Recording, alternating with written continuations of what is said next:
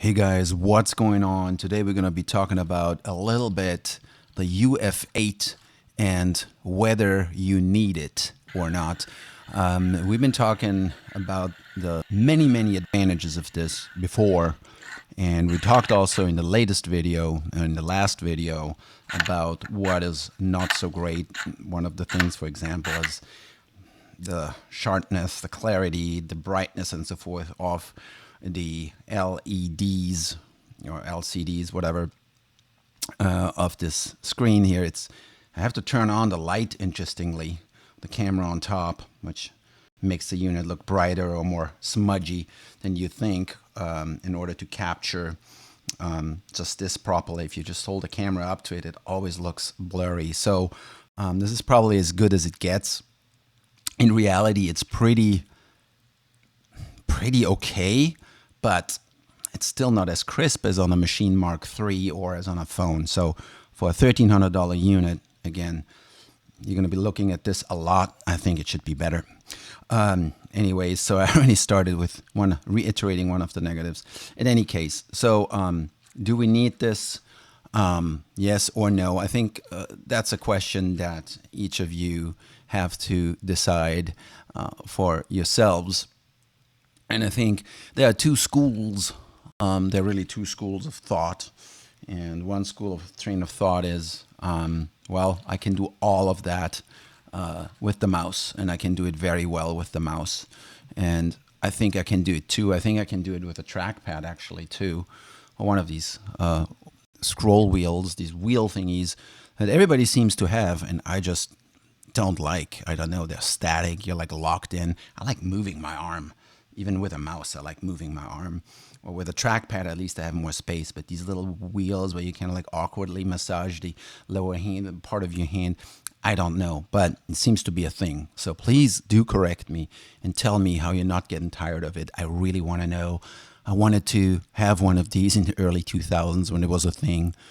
And I kind of want to have one now, but tried one out. Didn't work. And then it needs a software on top to manage it. So maybe that's trying to go back in time, and that just doesn't work with computers. Anyways, I already digress. All right. So do we need it? I don't know. It depends. If you want to spend $1,300, could you spend it better? Could you spend this with a console one? And you know, that's a good question. Would a console one be better? No. Will it be worse? Yes. Why? Why is a console one not as good as this? Well, a couple of things. So console one really competes with UC one. So this would be more like the fader one. The fader one, what I like about the soft tube fader is it has 10 faders, but it's got a lot of things that are sort of hardwired, but then they're not really customizable. And I don't know. I haven't tried that out. I've tried out the console one and I did like it, but still it was a bit awkward because what I looked at the screen didn't really match what I had down on the controller, and it felt like an overlay on top of something. It didn't feel intuitive, but it's very good. So I mean, if you get used to it and it works for you, all the other stuff is just optics. So not that important, right? In the end of the day. But so this, you know, kick in, kick out. You can actually set it that when you touch it, it selects the track. I have these grouped here, so that works quite nicely. You can navigate through things. So all of my workflow stuff here, play, you know, works very well. Also, the customization of these things, that works very well. So if you're a guy who likes to customize a lot, rest assured that works. You can go back in my previous videos to see how it's done. That jog wheel here, you're going to use that a lot. I believe that it's very nice. So if we go into nav mode, this operates very well. And you can set it so it stays proportional. So if we expand this, you know, it stays proportional to what you have selected here. So now it moves through the session a lot quicker, which is what I like, right? So now it's very quick. And if you want to go here, then it's way more granular. You can make this snap or not snap. So all these features are available. The focus mode is pretty cool. If you have a plugin For example, you want to use focus mode. I use my left hand over here on the trackpad. I hover over it and I do this. That works. I'm not using it a whole lot because the way I like using my plugins is like I go to the plugin slot. So here's the plugin slot, right? And that kind of like activates the plugin that I'm using. So if you move here left to right, you see the different plugin parameters. And so again, if you are okay using more, simpler plugins, for example, if I would have this right here, so the AMEC, this would be very, very difficult to manage with these. Look at all these settings of the plugin. So you can control that plugin with all of these knobs here. But it's very difficult because, first of all, you have to decode what's written here. It's not matching one-to-one what's there. We have a lot of characters left, but it cuts off at 1, 2, 3, 4, 5, 6 or so characters. It could be going much further. So I don't know what's up with that. I should actually talk to them about it. We have so much more space. Why shorten everything so much? See how much space we have here? That's at least another 3 characters.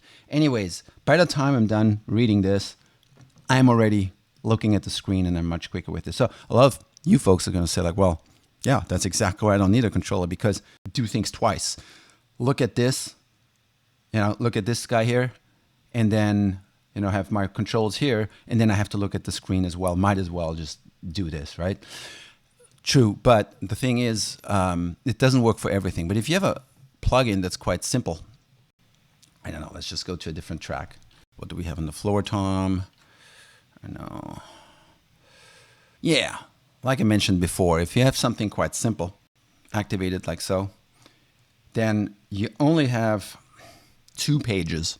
Sometimes you only have 1 page, right? If it's like a simple CLA 76 or like a 1176 or something like that, you don't have too many controls.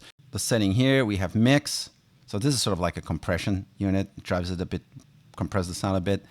Drive, emphasis, on and off, level, and I can get to low. So with 2 pages, it can be pretty quick. So if you have some plugins that you use a lot, over and over and over again, then this might very well be a good workflow for you. So the plugin mixer, let's see what happens when we do the plugin mixer, all right? Let's look at the plugin mixer. I press select here. It follows the plugin mixer, right? And that's kind of cool. To then activate that specific channel strip, let's say on the hi-hats, to control it, I would come in here, but then again, the issue that we have just too many pages to control it. So at this point, for the SSL native 2, I would bring in the UC1, which I have.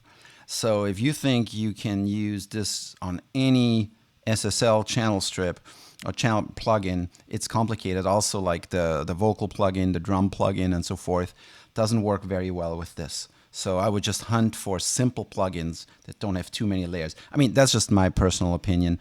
And we're trying to answer the question, do you really need this? I think sometimes in some certain cases, it's going to be more work for you. It's going to be cool. But, once you start going through these, I don't like that, right? So if I bring away 360 on off, so I press this again, it goes back to the customization page, which I really don't care about.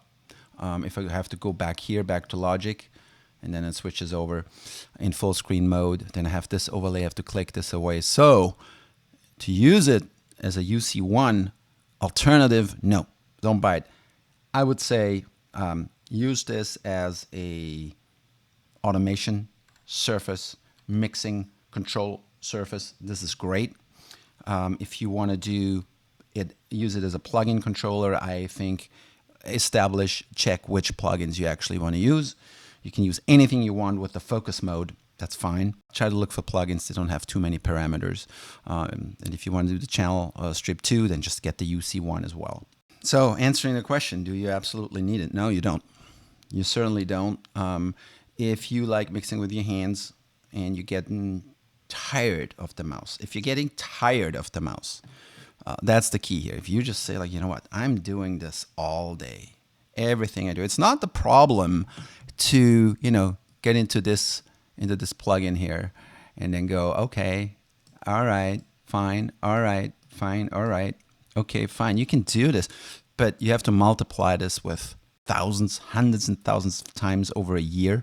You know, if you do this every 2-3 minutes, I don't know, not that great. Here, for example, we can go into sends, right? Sends, do sends, and then I can go to the next send, number 3, number 4. I actually labeled it number 1, 2, 3, 4, 5, 6, 7, 8, 1, 2, 3, 4, 5, 6, 7. My sends, so it matches with this. So that is actually a feature that, so it makes sense for me. Look, okay, I'm on number 6. I know what number 6 is, right? If you go back here, it'll actually tell you what it is. Slap, tape, throw, plate, room, light hall, space. Then you can add as you wish. So you can have 8 slots here. And then you can just tweak away, right? So press the next one here and then tweak away. You can press one more. Then you get a different view. So you see 1 slap, 2 tape, and then you can change this pre, post, do this is the amount. And then I think active, muted. So you have a little bit of control over this. It depends how you want to work. You can work in this workflow, or you can work in this top-down workflow, right? So horizontal or vertical. So this is already very good if you have a lot of sessions where you want to do the sends. Navigation, of course, is too. People say it's too small for navigation. You always have to press 1 here and then reach over. I agree. I would probably say if you use sends a lot and navigation a lot, you can customize it that you have sends, navigation. They're really most important things on the first screen here on vPod. Because it always, even if you leave it here and you come in and out of it, it'll jump back to vPod eventually. So you can maybe set it that the most crucial part is all here. Still haven't figured out why that is green here. Other than that, it's a very usable unit. The faders really feel good. I mean, you can flip the faders, right? And then this becomes your sends. Check this out, right? So this is a really good workflow. And I think, though, you have to use it a lot and you have to use it all the time. So it doesn't become like, oh, you have to actually look at the computer at the same time and like figure out what it is. So there's a little bit of a learning curve. So for me to answer the question, yeah, I need it. Just like I need bigger 4K monitor. I could work on a laptop, sure, but it's harder. That's my answer. Do you need it? Answer it for yourself. My answer is yes. But I also need the UC1 to work comfortably. Is it overkill? No, I don't think so. Is it overpriced? Well, it all depends. You know how it is. Anyways, Massivebeatzz out.